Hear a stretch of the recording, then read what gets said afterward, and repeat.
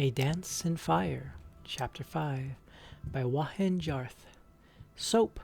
The forest will eat love. Straight ahead, stupid and a stupid cow. The voice boomed out so suddenly that Decimus Scotty jumped. He stared off into the dim jungle glade from which he only heard animal and insect calls and the low whistling of wind moments before. It was a queer, oddly accented voice of indiscriminate gender, tremulous in its modulations, but unmistakably human, or at the very least elven. An isolated Bosmer, perhaps with a poor grasp of the Cyrodiilic language. After countless hours of plodding through the dense knot of Valenwood jungle, any voice of slight familiarity sounded wondrous. "Hello," he cried. "Beetles on any names. Certainly yesterday, yes," the voice called back. "Who, what, and when, and mice?" "I'm afraid I don't understand," replied Scotty, turning toward the brambled tree, thick as a wagon, where the voice had issued. "But you needn't be afraid of me. My name is Decimus Scotty. I'm a Cyrodiil from the Imperial City. I came here to help rebuild Valenwood after the war, you see, and now I'm rather lost. Gemstones and grilled slaves. The war," moaned the voice, and broke down into sobs. "You know about the war?" "I wasn't sure. I wasn't even sure how far away from the border I am now." Scotty began slowly walking toward the tree. He dropped Regulus's satchel to the ground and held out his empty hands. "I'm unarmed. I only want to know the way to the closest town. I'm trying to meet my friend, Leodes Jurus, in Sylvanar." "Sylvanar?" the voice laughed. It laughed even louder as Scotty circled the trees. "Worms and wine, worms and wine. Sylvanar sings for worms and wine." There was nothing to be found anywhere around the tree. "I don't see you. Why are you hiding?" In frustration born of hunger and exhaustion, he struck the tree trunk. A sudden shiver of gold and red erupted from a hollow nook above, and Scotty was surrounded by 6 winged creatures scarcely more than a few inches long. Bright crimson eyes were set on either side of the tunnel-like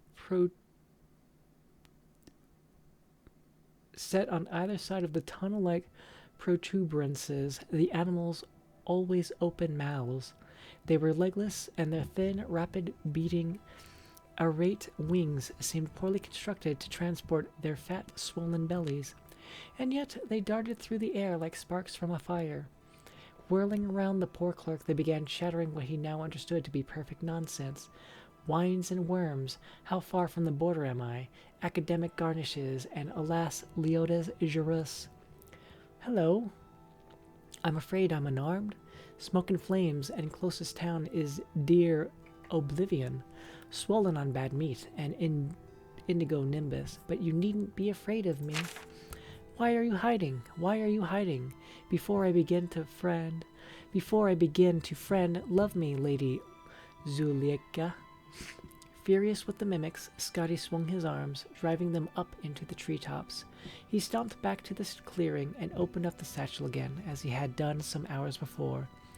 There was still, unsurprisingly, nothing useful in the bag, and nothing to eat in any corner or pocket. A goodly amount of gold, he smiled grimly as he had done before, at the irony of being financially solvent in the jungle. A stack of neat blank contracts from Lord Venek's building commission, some thin cord, and an oiled leather cloak for bad weather. At least, Scotty considered, he had not suffered rain. A rolling moan of thunder reminded Scotty of what he had suspected for some weeks now. He was cursed. Within an hour's time, he was wearing the cloak and clawing his way through mud. The trees, which earlier allowed no sunlight in, provided no shelter against the pounding storm and wind. The only sounds that pierced the pelting of the rain were the mocking calls of the flying creatures, flitting just above, babbling their nonsense. Scotty bellowed at them, threw rocks, but they seemed enamored and armored of his company. While he was reaching to grab a promising-looking stone to hurl at his tormentors, Scotty felt something shift beneath his feet. Wet but solid ground suddenly liquefied and became a rolling tide, rushing him forward. Light as a leaf, he flew head over feet overhead until the mud flow dropped and he continued forward, plunging down into a river 25 feet below. The storm passed quite as instantly as it had arrived. The sun melted the dark clouds and warmed Scotty as he swam for the shore. There, another sign of the Khajiit incursion into Valenwood greeted him. A small fishing village had stood there once, so recently extinct that it smoldered like a still warm corpse.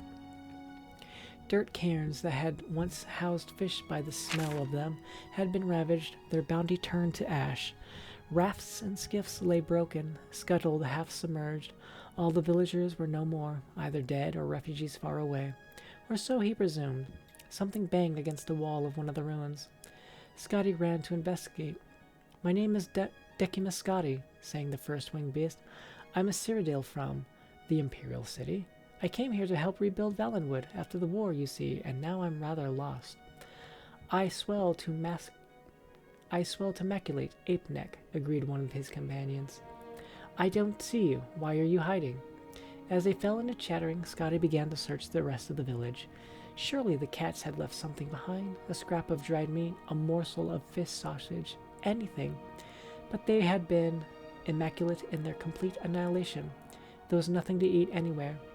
Scotty did find one item of possible use under the tumbled remains of a stove hut, a bow and 2 arrows made of bone.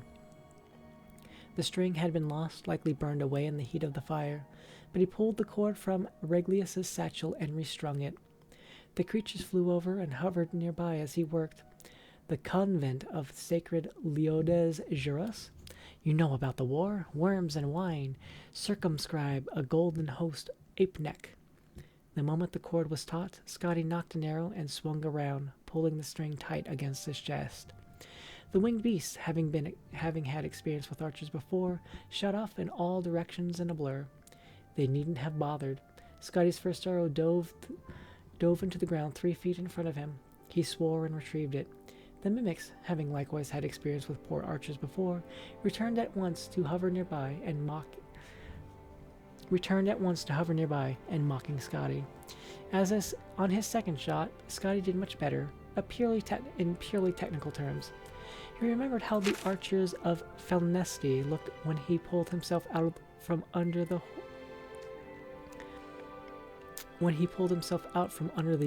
ore vortic, and they were all taking aim at him.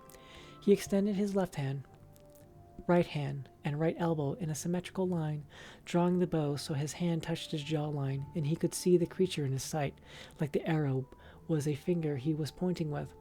The bolt missed the target by only 2 feet, but it continued on its trajectory, snapping when it struck a rock wall. Scotty walked to the river's edge. He had only 1 arrow left, and perhaps he considered it would be most practical to find a slow-moving fish and fire it on that. If he missed, at least there was less of a chance of breaking the shaft, and he could always retrieve it from the water. A rather torpid, whiskered fish rolled by, and he took aim at it. "My name is Decimus Scotty," one of the creatures howled, frightening the fish away. "Stupid and a stupid cow. Will you dance a dance in fire?" Scotty turned and aimed the arrows as he had done before. This time, however, he remembered to plant his feet as the archers had done, 7 inches apart, knees straight, left leg slightly forward to meet the angle of his right shoulder. He released the last arrow. The arrow also proved a serviceable prong for roasting the creature against the smoking hot stones of one of the ruins. Its other companions had disappeared instantly after the beast was slain, and Scotty was able to dine in peace. The meat proved to be delicious, if scarcely more than a first course. He was picking the last of it from the bones when the boat sailed into view from around the bend of the river. At the helm were Bosmer sailors. Scotty ran to the bank and waved his arms. They averted their eyes and continued past. "You bloody callous bastards," Scotty howled. "Knaves, hooligans, ape-necks, scoundrels!" A gray-whiskered form came out from the hatch, and Scotty immediately recognized him as Griff Milan, the poet-translator he had met in the caravan from Cyrodiil. He peered Scotty's direction, and his eyes lit up with delight. "Decimus Scotty, precisely the man I hoped to see. I want to get your thoughts on a rather puzzling passage in the Minoriad Play Bar. It begins, 'I went weeping into the world, searching for wonders.' Perhaps you're familiar with it?" "I'd like nothing better than to discuss the Minoriad Play Bar with you, Griff," Scotty called back. "Would you let me come aboard, though, first?" Overjoyed at being on a ship bound for any port at all, Scotty was true to his word. For over an hour as the boat rolled down the river past the blackened remnants of Bosmeri villages. He asked no questions and spoke nothing of his life over the past weeks. He merely listened to Melon's theories of merethic Aldmeri esoterica. The translator was undemanding of his guest's scholarship, accepting nods and shrugs as civilized conversation. He even produced some wine and fish jelly, which shared with Scotty absentmindedly as he expounded on his various theses.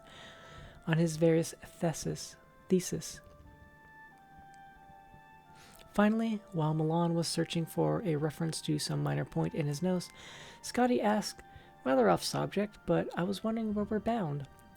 I am the very heart of the province, Silvenar, Melon said, not looking up from the passage he was reading.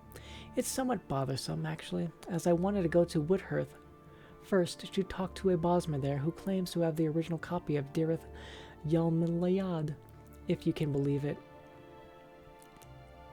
Yalmilayad. But for the time being, that has to wait. Somerset Isle has surrounded the city and is in the process of starving the citizenry until they surrender. It's a tiresome prospect, since the Bosmeri are happy to eat one another, so there's a risk that at the end, only one fat wood elf will remain to wave the flag. That is vexing, agreed Scotty sympathetically. To the east, the Khajiiti are burning everything, and to the west, the High Elves are waging war. I don't suppose the borders to the north are clear. They're even worse, replied Malin, finger on the page, still distracted. The Cyrodiils and Redguards don't want Bosmer refugees streaming into their provinces. It only stands to reason. Imagine how much more criminally inclined they'd be now that they're homeless and hungry. So, murmured Scotty, feeling a shiver, we're trapped in Valenwood. Not at all. I need to leave fairly shortly myself, as my publisher has set a very definite deadline for my new book of translations. From what I understand, one merely petitions to the Silvenar for special border protection, and one can cross into Cyrodiil with impunity. Petition the Silvenar or petition at Silvenar? Petition the Silvenar at Silvenar. It's an odd nomenclature that is typical of this place, the sort of thing that makes my job as a translator that much more challenging. The Silvenar, he, or rather they, are the closest the Bosmeri have to a great leader. The essential thing to remember about the Silvenar, Malin smiled, finding the passage he was looking for. Here, a fortnight, inexplicably, the world burns into a dance. There, that's the metaphor again. What were you saying about the Silvenar? Asked Scotty. The essential thing to remember? I don't remember what I was saying, replied Malin, turning back to his oration. In a week's time, the little boat bumped along the shallow, calmer waters of the foaming current the Xylo had become, and Decimus Scotty first saw the city of Silvenar. If Felinesti was a tree, then Silvenar was a flower, a magnificent pile of faded shades of green, red, blue, and white, shining with crystalline residue. Malin had mentioned offhand, when not otherwise explaining Aldmeri Prosody, that Silvenar had once been a blossoming glade in the forest, but owing to some spell or natural cause, the tree's sap began flowing with translucent liquor. The process of the sap flowing and hardening over the colorful trees had formed the web of the city. Malin's description was intriguing, but it hardly prepared him for the city's beauty. What is the finest, most luxurious tavern here? Scotty asked one of the Bosmer boatmen. Prithala Hall, Malin answered. But why don't you stay with me? I'm visiting an acquaintance of mine, a scholar I think you'll find fascinating. His novel isn't much, but he has the most extraordinary ideas about the principles of the Merethic Aldmeri tribe, the Saramathi. Under any other circumstances, I would happily accept, said Scotty graciously. But after weeks of sleeping on the ground or on a raft and eating whatever I could scrounge, I feel the need for some indulgent creature comforts. And then, after a day or two, I'll petition the Silvenar for safe passage to Cyrodiil. The men bade each other goodbye. Griff Milan gave him the address of his publisher in the Imperial City, which Scotty accepted and quickly forgot. The clerk wandered the streets of Silvenar, crossing bridges of amber, admiring the petrified forest architecture. In front of a particularly estimable palace of silvery reflective crystal, he found Prithala Hall. He took the finest room and ordered a gluttonous meal of the finest quality. At a nearby table he saw two very fat fellows, a man and a Bosmer, remarking how much finer the food was here than at How finer the food was there than at the Sylvanar's palace. They began to discuss the war and some issues of finances and rebuilding provincial bridges. The man noticed Scotty looking at him, and his eyes flashed recognition. Scotty, is that you? Kennereth, where have you been? I've had to make all the contacts here on my own. At the sound of his voice, Scotty recognized him. The fat man was Laodice Juras, vastly engorged.